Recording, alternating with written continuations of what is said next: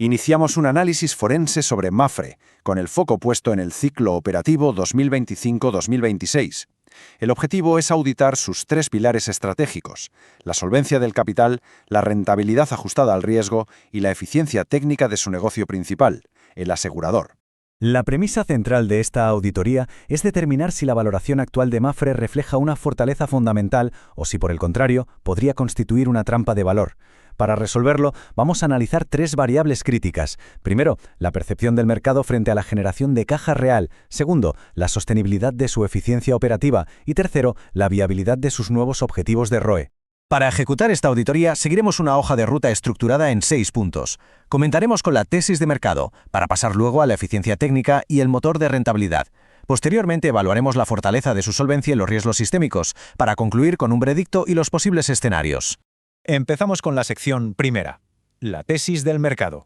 En este punto, vamos a proceder a desmantelar la narrativa de mercado que actualmente parece soportar la valoración de la compañía. En nuestra opinión, el mercado incurre en un error de categoría al valorar Mapfre. La trata o bien como un bono corporativo, o bien la penaliza por su bajo crecimiento.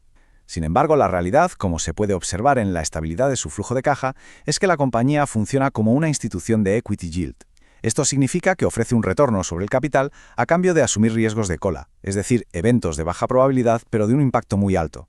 No debería, por tanto, ser analizada como un simple activo de renta fija. Pasamos a la sección segunda, eficiencia técnica. Aquí vamos a auditar el ratio combinado, que es la métrica clave para definir la rentabilidad pura del negocio asegurador.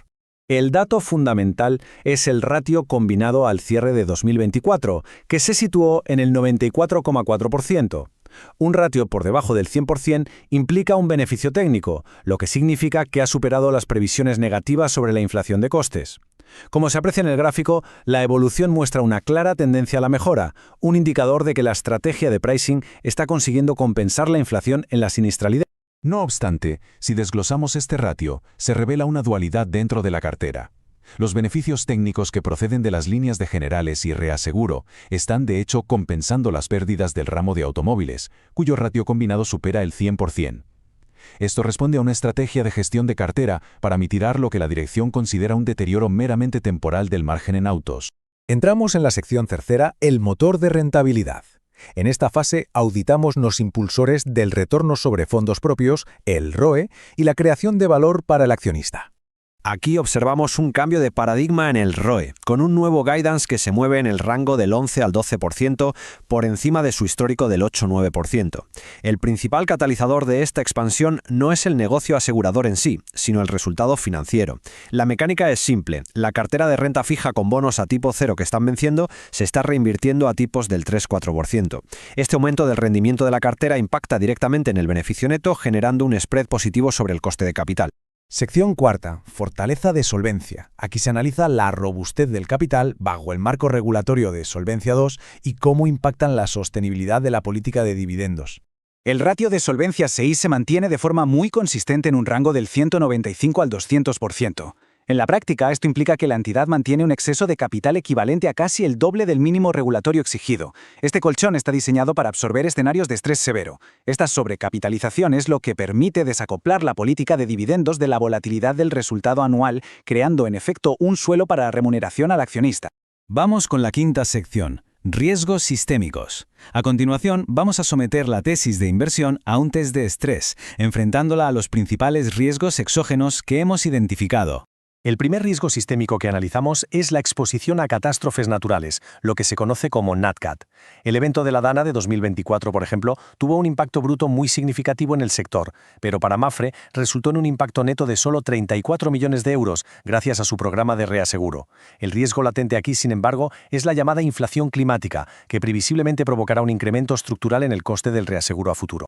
El segundo vector de riesgo es la exposición a Latinoamérica, una región que genera más del 25% del beneficio del grupo. Esto introduce un riesgo de divisa muy significativo, con beneficios que se denominan en reales brasileños, pero dividendos que se pagan en euros.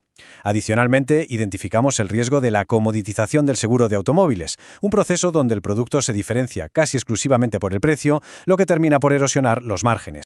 Llegamos a la sección sexta y final, Veredicto y escenarios. Una vez completada la auditoría, procedemos a la síntesis de los hallazgos y a formular las conclusiones finales de nuestro análisis. Nuestro veredicto final es matizado. La solvencia, en verde, es una fortaleza estructural clara. La rentabilidad, ROE, y la eficiencia técnica, ratio combinado, en ámbar, son positivas pero requieren una monitorización constante. Por su parte, el riesgo geopolítico y de divisa asociado a la TAM, en rojo, constituye la principal amenaza. Las variables clave a vigilar son, por tanto, una posible reversión del ratio combinado hacia el 98% y una depreciación significativa del real brasileño. Este análisis concluye con una pregunta clave para la tesis de inversión. ¿Está la cotización actual descontando de forma efectiva el inevitable encarecimiento del coste del reaseguro tras los recientes eventos catastróficos? Consideramos que esta variable será determinante para la valoración futura de la compañía.